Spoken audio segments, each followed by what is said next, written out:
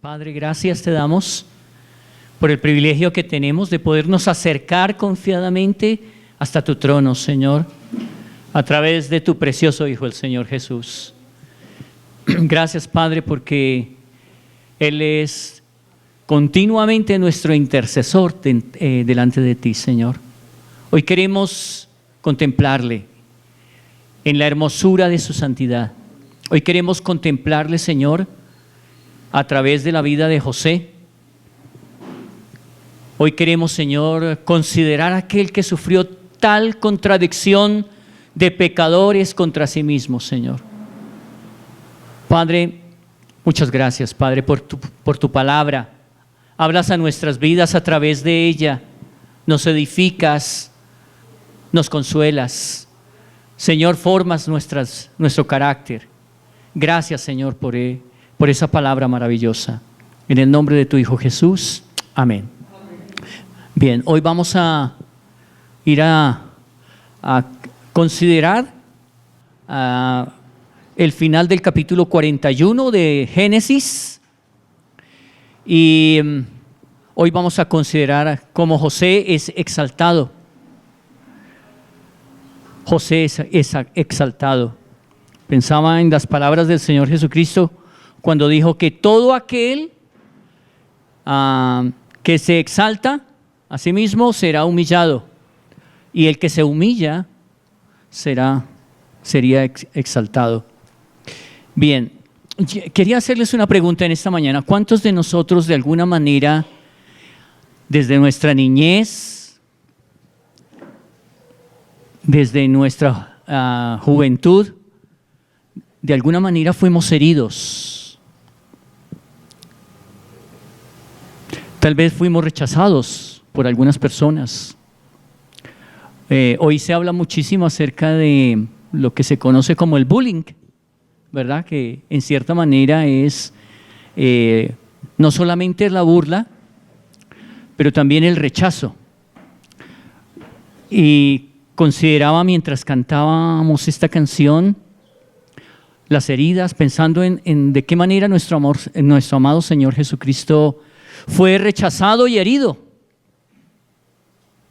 Muchas veces la Escritura hace referencia acerca de las heridas del Señor Jesús, de qué manera fue humillado. Aún Él mismo se humilló a sí mismo, se hizo como siervo. Bien, ¿creen ustedes que esas heridas que otros nos han infligido tienen repercusión en nuestra vida? Algunos de nosotros hemos sido rechazados por alguna razón, ¿no? Pero cuando es un rechazo causado por una persona muy cercana, es mucho más doloroso. Es mucho más doloroso, indudablemente. Bien, vamos a mirar algunas cosas y vamos a entrar en el tema. Quisiera que leyéramos parte de este capítulo. Vamos a leer en el versículo 37. Les invito a que abramos nuestras Biblias allí, en el versículo 37, y dice: el asunto pareció bien a Faraón y a sus siervos, y dijo Faraón a sus siervos: ¿acaso hallaremos a otro hombre como este, en quien esté el Espíritu de Dios? Y dijo Faraón a José: pues que Dios te ha hecho saber todo esto, no hay entendido ni sabio como tú. Amén. Bien, quiero que entremos en el contexto y antes de mirar el resto de este capítulo, siguiente, por favor. Hay un consejo de parte de... Con ese lo puedo señalar solamente, ¿no? Ok. En el de la mitad. Ok.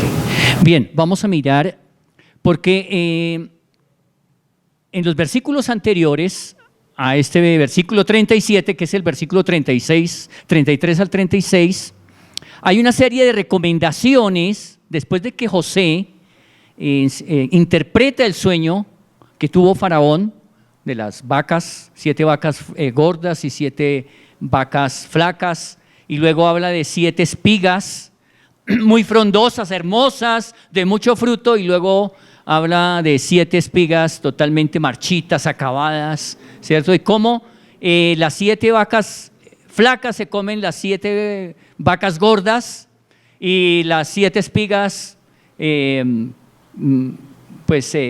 fruto se comen aquellas otras 7 espigas llenas de fruto. Y el único que puede interpretar ese sueño, ¿quién es? Dios. Pero utiliza a José. José es un instrumento en la mano de Dios y él lo reconoce. Bien, y bueno, hay 4 consejos bien interesantes que están ahí desde el versículo 33. El primero dice, proveerse de un varón prudente y sabio. Habían 2 cualidades aquí, prudente y sabio. La palabra prudente, ¿qué significa allí? Bueno, que sea capaz de hacerlo, ¿no? Que esté capacitado, que tenga, digamos, el conocimiento, ¿sí? Para poder, en cierta manera, afrontar esta situación que se iba a presentar, ¿no? Prudente y sabio.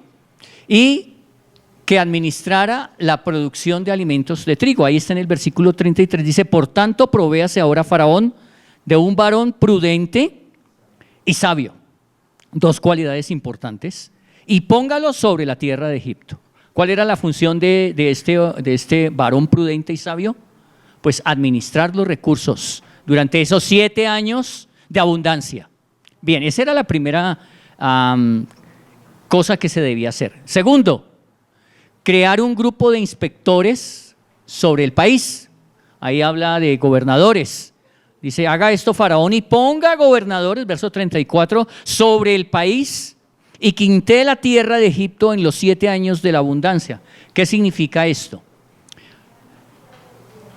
Esos inspectores iban a tener la responsabilidad de recoger la 5ª parte de la producción de los 7 años de abundancia. Es decir, si se recogían, por decir algo, 100 toneladas de trigo, ¿cuántas debían almacenar y guardar?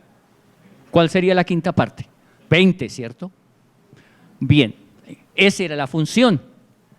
Entonces, esa era la segunda estrategia. ¿Quién le dio esas estrategias a José? Dios mismo, ¿verdad? De hecho, vemos en la vida de José un excelente administrador.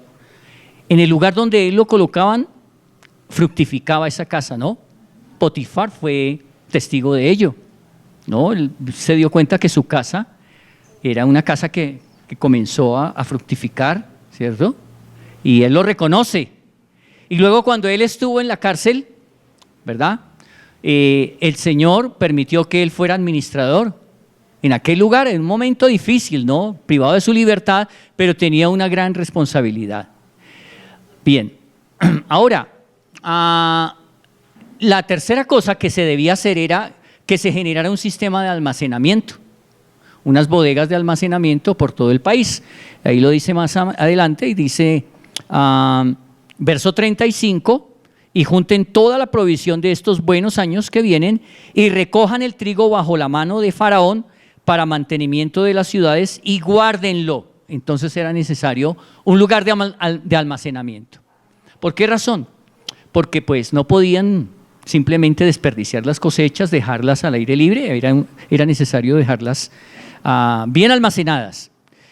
Y luego habla de la provisión de alimentos recogidos, que esa provisión de alimentos recogidos tenía un destino, no se podía utilizar para otra cosa sino en el momento en que se necesitara. Dice el verso 36, y esté aquella provisión en depósito para el país, para los 7 años de hambre que habrá en la tierra de Egipto, y el país no perecerá de hambre. ¿Cuál era ahí la situación? Y era que había el temor de que la nación pereciera de hambre. Y no solamente la nación, no solamente esa nación, sino todas las otras naciones también. De hecho, se convirtió en una despensa del mundo que en ese momento se conocía, Algo maravilloso que hace Dios, ¿no? Dios siempre tiene provisión. Y mire que Dios utilizó estas circunstancias para dar provisión, ¿verdad? Y utilizó a este hombre, José, figura de la persona del Señor Jesús. Por favor, la siguiente. A ver. Sí, pero está muy grande esta. Bien.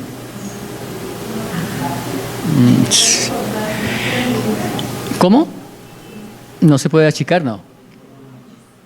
Bueno, lo que vamos a ver allí es, Dios provee un varón prudente y sabio para, en cierta manera, sustentar, ¿sí?, a Egipto, pero también a Israel. Cuando hablo de Israel es de Jacob y su familia, ¿sí? Bien, entonces vamos a continuar. Dice, en el versículo 37 que leímos, dice, y vamos a mirar aquí en primer lugar la respuesta de Faraón. La respuesta está en el versículo 37 al 39. Lo primero que vemos allí es su apreciación sobre el plan.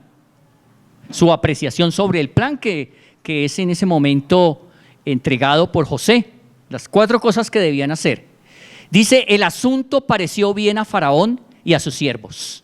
Es decir, que estaba reunido no solamente Faraón solo, sino también estaba seguramente todos aquellos que tenían responsabilidad en el gobierno de la nación.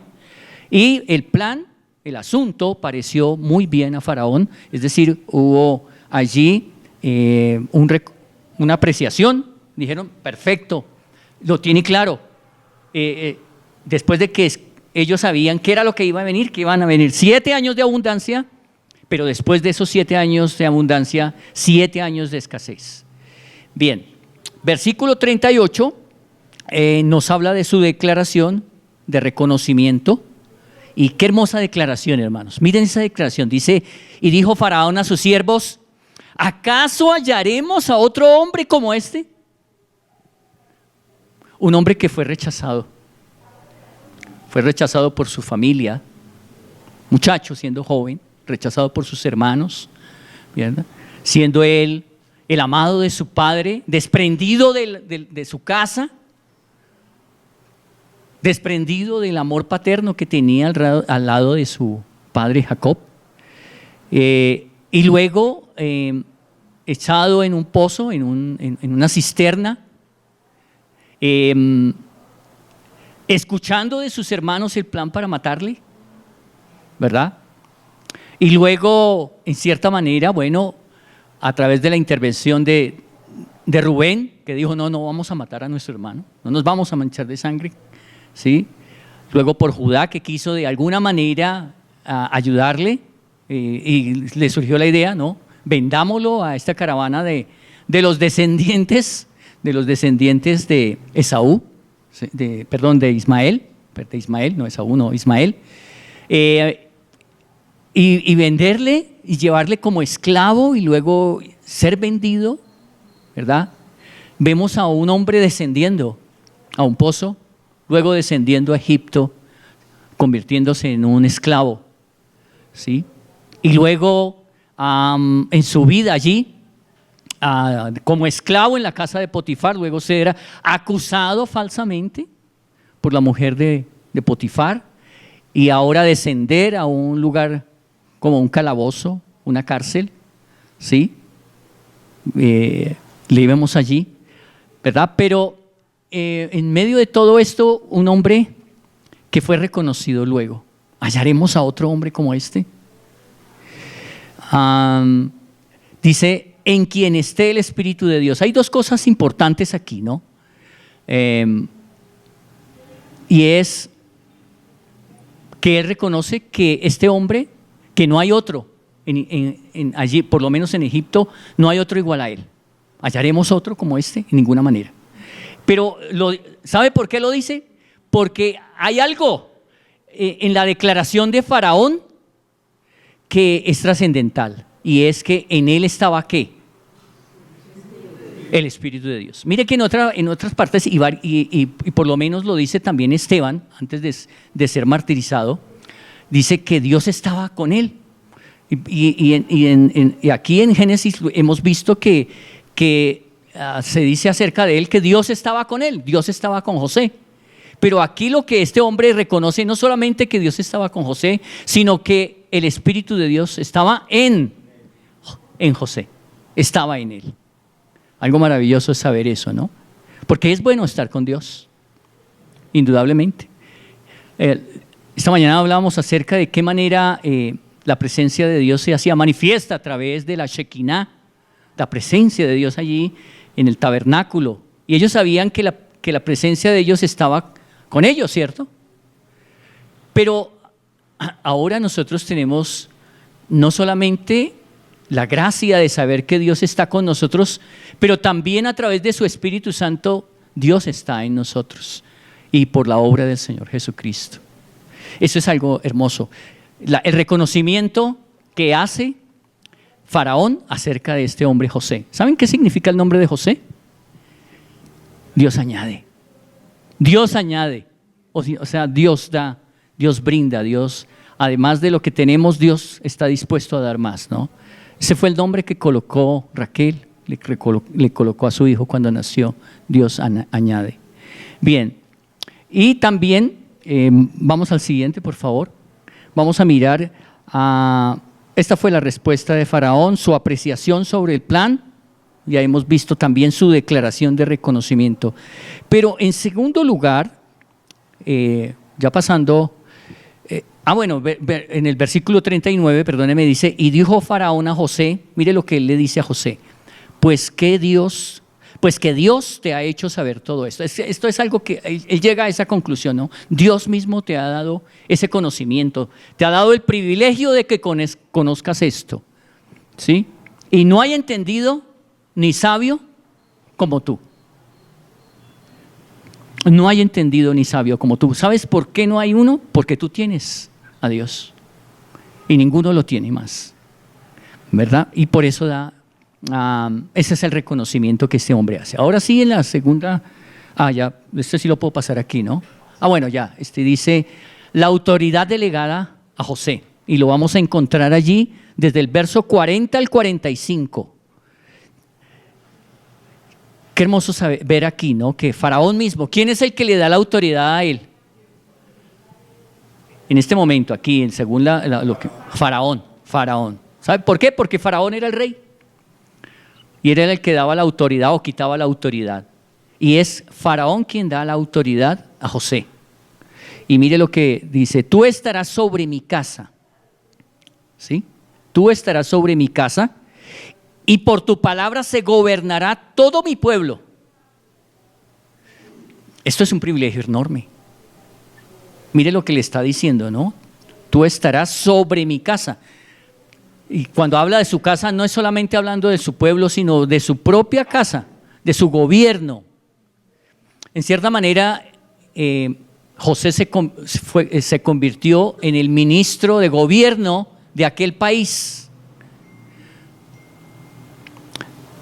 Claro, él no estaba por encima de Faraón, y más adelante lo dice Faraón, ¿no?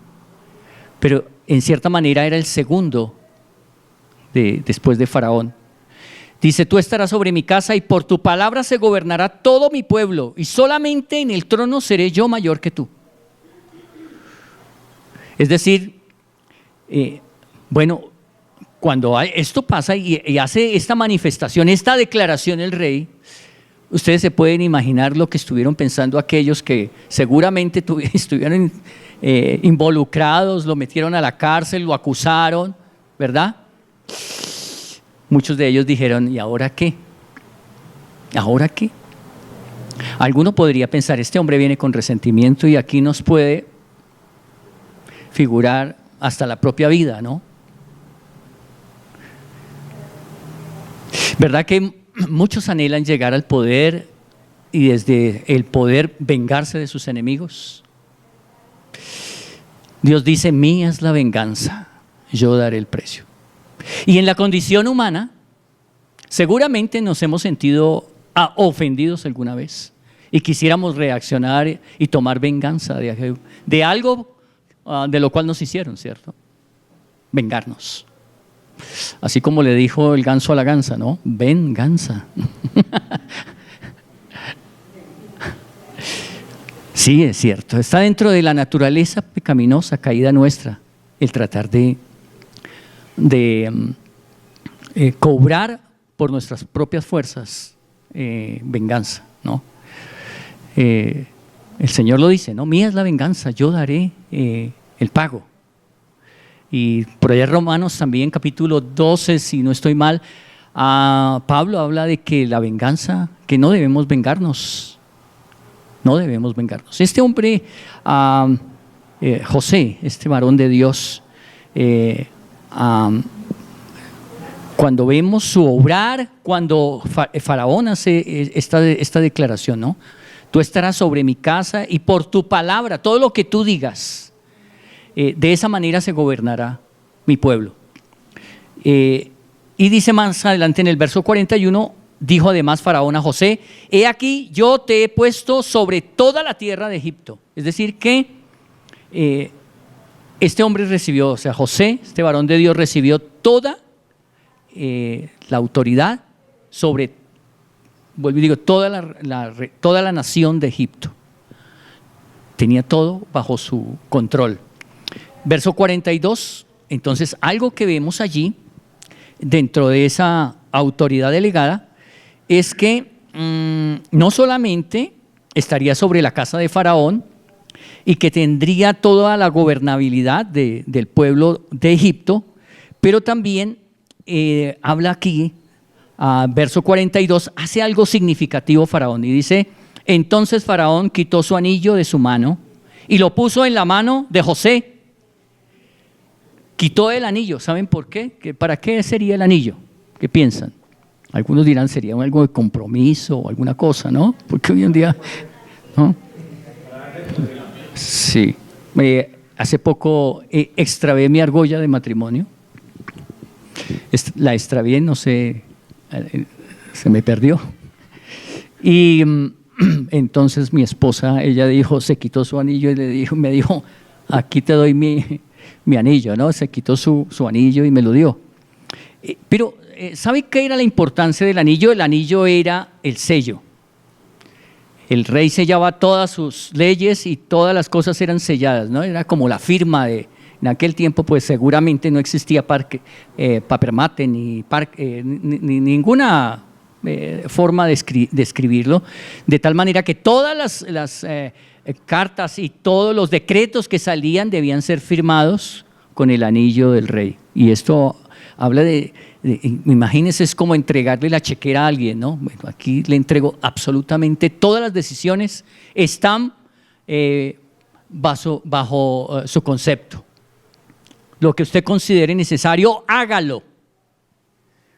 Eso es algo tremendo, lo que hace Dios, ¿no? Dice que no solamente se quitó su anillo, Faraón, y se lo colocó en la mano de José, y dice, además de eso, y lo hizo vestir de ropas de lino finísimo. Esto es lo tercero, lo vistió de ropas de lino finísimo. Y el lino fino, averiguando un poco sobre el lino, Egipto era una de las naciones en aquel momento donde se producían el lino más fino que se producía en aquel mundo que se conocía. Egipto, los linos de Egipto eran muy finos, y quienes vestían los linos finos eran las personas que tenían ciertos cargos importantes dentro del gobierno. No cualquiera vestía de lino, y menos de lino fino. Y esto nos habla indudablemente también de Cristo, aquel que se despojó, ¿cierto?, a sí mismo de su vestidura en cierta manera, se hizo siervo, pero luego le vemos vestido de ropas hermosas, Recuerdo, no sé si recuerdan de pronto ustedes, Marcos, un himno que dice, con ropa hermosa vendrá otra vez. Eso es un himno que está, bueno, es antiguo, pero se canta mucho entre los hermanos. Con ropa hermosa vendrá otra vez y todos le verán. Postrándose ante sus santos pies, los suyos le adorarán. Ropas magníficas, glorias magníficas él dejó para buscarme a mí. Solo su incomparable amor le hizo venir aquí. Yo recuerdo mucho ese himno, nunca lo olvidaré. No recuerdo el número, pero sí, cada vez que lo cantábamos pensaba en eso, ¿no? Y por allá en Apocalipsis 19:8 nos habla acerca de la iglesia que está vestida de lino fino, ¿sí? ¿Se acuerdan? ¿Y qué es el lino fino ahí? ¿Recuerdan qué es el lino fino allí? No. ¿Qué significa? Las obras, las acciones, obras justas de los santos. Es decir, que en cierta manera se reconoce la obra justa de este hombre, de José, ¿cierto? Un hermoso tipo de la persona del Señor Jesucristo. ¿Qué otro justo, qué otro sabio y prudente como él, como nuestro amado Señor Jesús? Creo que no hay. Pues comparando a José con la persona del Señor Jesucristo, pues lógicamente no hay punto de comparación, ¿verdad? Pero es un tipo, indudablemente nos habla de las acciones justas de los santos. Un día la iglesia estará vestida de lino fino. Tú y yo, los que hemos creído en el Señor Jesucristo, ya no tendremos este tipo de vestimenta, ¿no? Pero estaremos vestidos de lino fino. Ahí lo dicen Apocalipsis. Bien.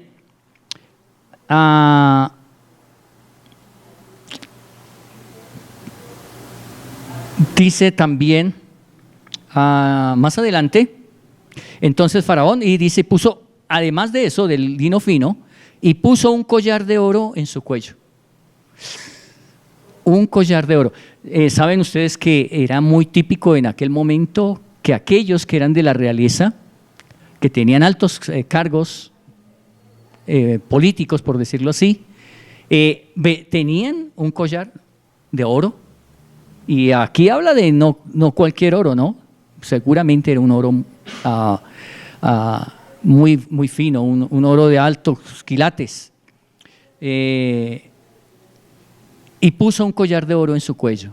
Verso 43. Y además de esto, vean, no solamente recibió el anillo, recibió pues todo el gobierno bajo sus o sobre sus hombros, y no solamente el anillo, y no solamente el lino fino, las ropas de lino y el collar, pero en el versículo 43 dice, y lo hizo subir en su segundo carro, es decir, en el carro de aquel que le correspondía a aquel que estuviera por debajo en autoridad de Faraón.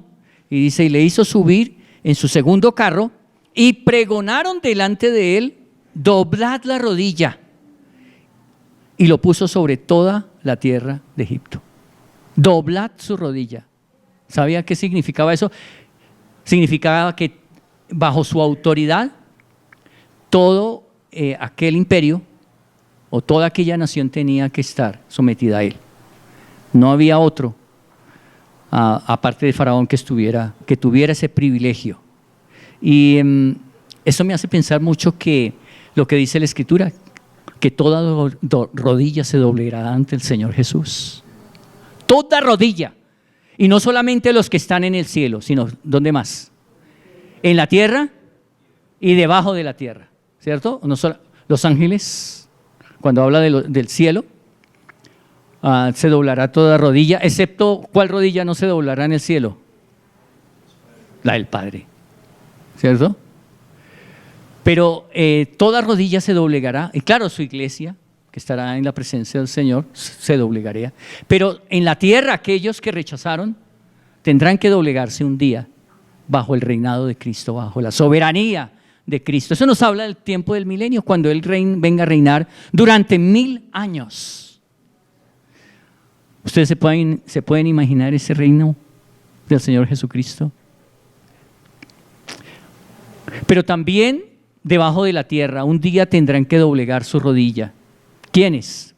¿Quiénes estarán debajo de la tierra? Los que han sido condenados, rechazaron a Cristo, pero también los demonios, los ángeles caídos tendrán que doblegar su rodilla y reconocer la soberanía del Señor Jesús. Muy bien, vamos a continuar. Perdón, aquí ya. ¿No? No, ahora sí. Bien. Bueno, un collar en su cuello, eso nos habla de su nobleza. Salmo 2.6, si alguien me quiere colaborar ahí con el Salmo 2.6, nos habla acerca de eso. Fue subido en el segundo carro y pregona que deberían someterse, José, como tipo de Cristo, y eso nos habla de Filipenses. Vamos a ir a Filipenses un momentico. Filipenses capítulo 2, es un pasaje muy conocido, hermosísimo, porque habla acerca de aquel que se hizo siervo y fue exaltado hasta lo sumo. Filipenses capítulo 2 dice, ¿alguien tiene Salmo 2, 6? Pero yo he puesto en el rey sobre Sion y santo monte. Ok, gracias. Es un salmo también, en cierta manera, mesiánico, y habla acerca del reinado de Cristo.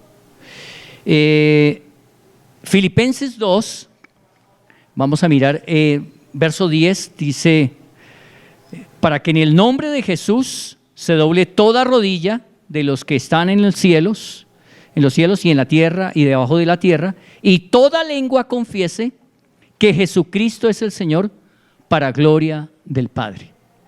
Ahora, le pone un nombre. Eso es algo también que hace Faraón. Verso 44,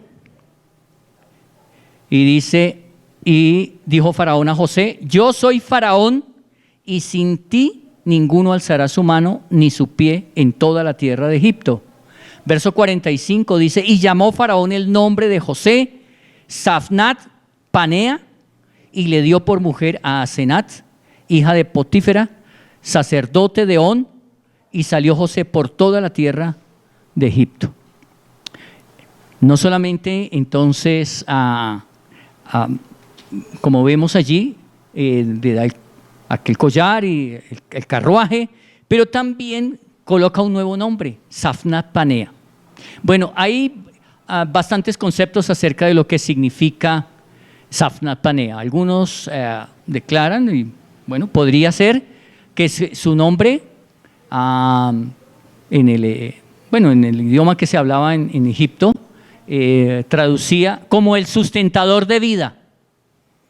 Y bueno, sería excelente esa traducción, ¿no? Sustentador de vida, y es cierto, ¿verdad? Otros dicen, no, como aquel, pues hay otras versiones, concepto de ese nombre, de esa traducción, y dice, aquel que conoce los secretos de Dios. Pero las dos cosas son verdad, ¿no? Porque realmente José fue utilizado por Dios, fue un instrumento en la mano de Dios para sustentar la vida en aquel momento, no solamente en Egipto, pero también específicamente a Israel, y estoy hablando de Jacob, de Jacob, sí, y a su familia, sí, porque recordemos que el mismo José más adelante, al finalizar, al hablar con sus hermanos, les dice que Dios lo colocó allí para sustentar la vida de muchos, y estaba hablando de ellos, ¿sí? Sustentador de vida. Qué hermoso saber que nuestro amado Señor Jesucristo es el sustentador de la vida. Yo soy la vida, dice el Señor, yo soy el camino, la verdad y la vida. Nadie viene al Padre sino por mí, y Él es el pan de vida, lo dijo, ¿no? también. Él es el pan de vida. Bien, el hecho de que le dio a Asenat, hija del sacerdote Potífera, nos habla también que nuestro amado Señor Jesucristo tiene una novia, una esposa, ¿no? Que va a ser, y es su iglesia, y somos nosotros, ¿cierto? Y bueno, Efesios capítulo 5, versículo 22, 23, se habla mucho en cuanto a las reuniones de matrimonio, ¿cierto? Que dice que,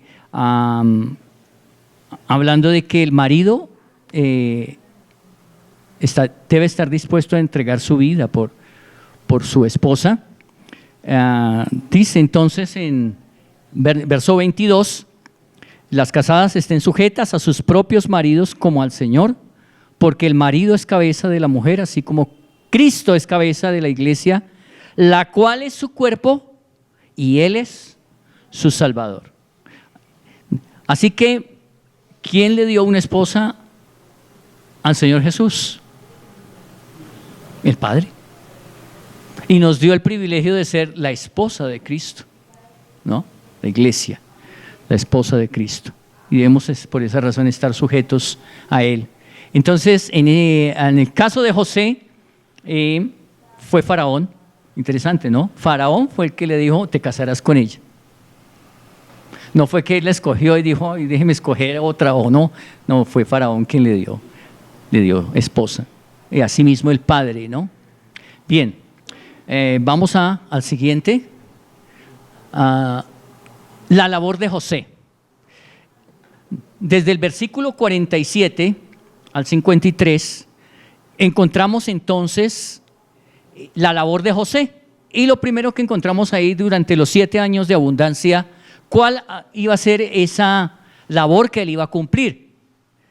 Bueno, en el verso 46 dice que era José de edad de 30 años cuando fue presentado delante de Faraón, rey de Egipto. Recordemos que él llegó teniendo 17 años a Egipto, fue vendido por los ismaelitas, lo compró Potifar y como esclavo, y estuvo en la casa de Potifar seguramente casi como 10 años o un poco más, ¿verdad? Sirviendo allí hasta que fue acusado y fue llevado luego a la cárcel y estuvo en la cárcel por lo menos 2 años. ¿Sí? Bien, dice, era José de edad de 30 años cuando fue presentado delante de Faraón, rey de Egipto, y salió José de adelante de Faraón y recorrió toda la tierra de Egipto. Mire, lo primero que él hizo fue, en esa labor que él cumplió, fue ir y conocer toda la tierra de Egipto. Seguramente no había podido salir de aquel lugar donde estaba privado de su libertad. Entonces, pues lo primero que hizo fue ir y mirar toda la tierra de Egipto y tener un reconocimiento de los lugares donde se sembraban determinados alimentos, ¿verdad? Bien, y él recorrió toda la tierra de Egipto. Bien, ahora, versículo 47 dice, en aquellos 7 años de abundancia, la tierra produjo a montones. Y él reunió todo el alimento de los 7 años de abundancia que hubo en la tierra de Egipto y guardó alimento en las ciudades, poniendo en cada ciudad el alimento del campo de sus alrededores. Entonces, José reunió todo el alimento y lo almacenó. Por esa razón, él había propuesto que era necesario hacer lugares de almacenamiento. Luego dice, el trigo que recogió era innumerable. Yo pienso que él llevaba algunas cuentas, pero como fue tanto, dijo, no, ya que más cuentas, ya no me caben, ¿dónde meter más cuentas aquí? De tal manera que hubo muchísima abundancia en ese momento. Bien, y Dios le proveyó 2 hijos antes de la escasez. Mire, fue tan abundante todo que tuvo hasta 2 hijos antes de que vinieran los 7 años de escasez. Y dice más adelante, verso 49, recogió José trigo como arena del mar, mucho en extremo, hasta no poderse contar porque no tenía número. Es decir, ya dijo, no, ya, ¿para qué sigo aquí haciendo cuentas, no? Ya no me alcanzan los cuadernos para bueno, presumiendo que hubiesen cuadernos, todavía Norma no había llegado allá, ¿no? Pero sí tenía, seguramente de alguna manera tenían alguna forma de llevar cuentas, ¿verdad? Verso 50 dice, y nacieron a José 2 hijos antes que viniese el primer año de hambre, los cuales le dio a luz a Senat, hija de Potífera, sacerdote de On. Y llamó José el nombre del primogénito Manasés. ¿Saben qué significa la palabra Manasés? Dios me ha hecho olvidar mi trabajo y lo que viví en la casa de mi padre. ¿Qué les hace pensar eso? Dios me ha hecho olvidar mi trabajo, lo que pasé, el sufrimiento, el dolor aquí en Egipto y lo que viví en la casa de mi padre. Uno pensaría que pues a José le pasó el tiempo y estuvo allá y sufrió todo eso, pero eso le resbaló y él no tenía absolutamente nada, no, normal, chévere, ¿verdad? Pero no, yo considero que fue un hombre que pasó momentos de depresión, de angustia, de dolor más bien, de dolor, el saber que no sabía qué había pasado con su padre, con su hermano, el haber sido desprendido así tan violentamente, ¿verdad? En cierta manera eso es doloroso, no poder volver a ver la familia. Entonces, indudablemente Manasés, ese nombre significa mucho, ¿no? Dios me ha hecho olvidar mi trabajo, todo mi labor, no solamente está hablando de su trabajo físico, sino de su vida hasta ese momento, ¿sí? Y Isaías 53 habla acerca de varón de dolores experimentado, hablando de nuestro Señor Jesucristo indudablemente, ¿no? De todo el dolor que en cierta manera significó la aflicción. Por eso pensaba en ese coro, ese himno, ese cántico que entonamos, hablando acerca de las heridas de nuestro Señor Jesucristo, ¿cierto? Y dice, déjame en ciertamente acariciar o besar o recargarme delante de tus heridas, ¿no? ¿Cierto? Que yo las produje, fui yo quien las produje, ese dolor, esas heridas. Bien, así que le nace Manasés, pero también luego le nace su segundo hijo, Efraín, que significa Dios me hizo fructífero en la tierra de mi aflicción. Aflicción, seguramente sí. Tú y yo hemos pasado por momentos de aflicción. Yo lo reconozco, he pasado por momentos de aflicción difíciles, aún entrando en procesos de llanto, tal vez de desesperanza, momentos que hemos pasado en nuestra vida, tal vez hemos pasado por eso y el Señor los conoce, indudablemente, heridas que nos han causado aún personas muy apreciadas, muy queridas, ¿sí? Pero aquí vemos a alguien que en medio de todo fue hecho fructífero, o sea, dio fruto. Qué interesante eso, ¿no, hermanos? Que a veces Dios utiliza el dolor, el sufrimiento para producir en nosotros un magnífico fruto. Una de las cosas que podemos en este momento considerar es que a veces hemos necesitado del consuelo de alguien y ahí ha estado Dios. De hecho, el apóstol Pedro habla acerca de eso, del consuelo, ¿no? Para que seamos consolados con el mismo consuelo que hemos sido consolados por parte de Dios. Cuando hemos sido consolados, porque ¿quién consoló a José? ¿Tenía alguna persona cercana? No. Inclusive él ayudó desinteresadamente, y esas personas que hicieron, como aquel panadero, ¿cierto?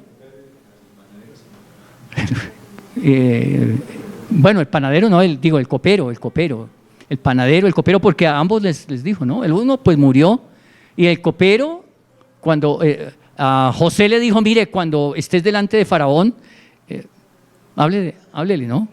Pero pasaron tal vez varios meses y años tal vez, y él se olvidó de eso hasta que hubo la inquietud de alguien que necesitaba, que era Faraón, necesitaba que alguien le dijera qué significado tenían sus sueños que había tenido. Y ahí es cuando este hombre dice, me acordé, ahora sí me acordé de eso, ¿no? Pero bien, es hermoso saber que Dios es un Dios de consuelo. No solamente de provisión en nuestra vida, pero también es un Dios de consuelo. ¿Y en quién podemos nosotros acudir, o a quién podemos acudir en un momento de consuelo? Nosotros a veces quisiéramos encontrar una persona con la cual pudiéramos decirle todas aquellas cosas que de pronto están ahí guardadas y que de alguna manera han causado daño en nuestras vidas o siguen causando daño, ¿no? ¿Y a quién debemos acudir? Aquel que es el Consolador, indudablemente, nuestro Dios. Bien, de hecho tenemos el Consolador, que es el Espíritu Santo. Bien, José durante los 7 años de escasez, pues ya vemos que hizo él muy diligentemente, fue un hombre muy diligente en este tiempo de abundancia, y ahora en los años de escasez, dice, verso 53, y así se cumplieron los 7 años de abundancia que hubo en la tierra de Egipto, y comenzaron a venir los 7 años de hambre, como José había dicho, y hubo hambre en todos los países, mas en toda la tierra de Egipto había pan. Qué hermoso lo que dice aquí, ¿no? Al final, en la tierra de Egipto había pan, ¿verdad? 7 años de hambre en todos los países, seguramente una gran sequía, un verano extremadamente fuerte, y las cosechas se secaron las cosechas, algo sucedió allí, 7 años, pero en la tierra de Egipto, ¿qué había? Pan. Y saben, hermanos, hay pan hoy en día en este mundo que muere de hambre, pero no del hambre física, ¿no? Y los gobiernos populistas prometen pan y prometen de todo, ¿no? Pero hay un pan que es más importante que el pan físico, ¿verdad? Las personas piensan que el todo de la vida es tener comida física, algo físico, tener propiedades, dinero, pero hay algo más, mucho más importante que eso, y es la vida eterna. Lo más importante para el ser humano es tener paz con Dios. Y solamente a través de uno podemos tener ese pan de vida que es el Señor Jesús. Él es el pan de vida. Él es el pan de vida. Bien, así que una de las cosas es que Faraón, cuando las naciones vienen a Faraón y le dicen, bueno, necesitamos que nos venda alimento, ¿a quién enviaba Faraón? ¿A quién los enviaba? A José, ¿cierto? José, para que les proveyese salvación. Verso 55, ¿no? Y cuando se sintió el hambre en toda la tierra, el pueblo clamó a Faraón por pan. Y dice, y dijo Faraón a todos los egipcios. ¿Sabe cuál era la frase de Faraón? ¿Cuál fue la frase de Faraón?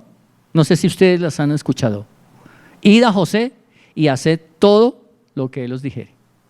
¿Ustedes recuerdan esas palabras? ¿Alguien recuerda esas palabras? ¿Quién dijo esas palabras? María, madre del Señor Jesús. Lo dijo, ¿no? Cuando en las bodas de Caná, ¿sería una casualidad? Yo no creo, ¿verdad? Y fue ella la que dijo, cuando se acabó el vino, y vinieron y seguramente le dijeron, y ella vino a donde el Señor Jesús, y él le dije, mujer, ¿qué me estás diciendo? ¿No? Dijo, se les acabó el vino, ¿qué hacemos? Bueno, haga algo, le dice ella a Jesús. Y le dice, mujer, no ha llegado mi hora. Pero ella sabe que algo va a hacer él, ¿no? Y ella se dirige a los organizadores del banquete o de la reunión, ¿cierto? El maestrasala, los que tenían la responsabilidad del alimento y de la bebida. ¿Y qué fue lo que les dijo? Haced todo lo que él os dijere. ¿Y qué hicieron ellos? Pues así lo hicieron. Y creo que y especialmente para todos los que son muy católicos, ¿verdad? Que hablan de María y que no sé qué, dice, vea, ¿saben qué? Yo sí le hago caso a María. Yo sí le hago caso a María. Alguna vez por allá estábamos en un pueblito, a mesitas del colegio, y estábamos haciendo una evangelización, esto hace algunos años, no les digo cuántos porque, ¿para qué? Y estábamos en la plaza pública repartiendo algunos tratados y de pronto una querida señora se acercó y se le entregó el tratado y ella dijo, no, es que ustedes no creen en María. Entonces había un hermano allí que le dijo, no, sabe que yo sí creo, yo le creo a María, yo le creo y obedezco lo que dice María. Y entonces ella le dijo, ¿y cómo así? Dijo, sí, porque ella dijo, haced todo lo que Jesús os dijere. Y yo es lo que estoy haciendo todo lo que Jesús me está diciendo, ¿no? ¿Y usted lo hace? Y la señora quedó, dijo, ay, usted se fue. Pero tremendo, ¿no? Así que esas palabras de Faraón son impresionantes, ¿no? Haced todo lo que él os dijere.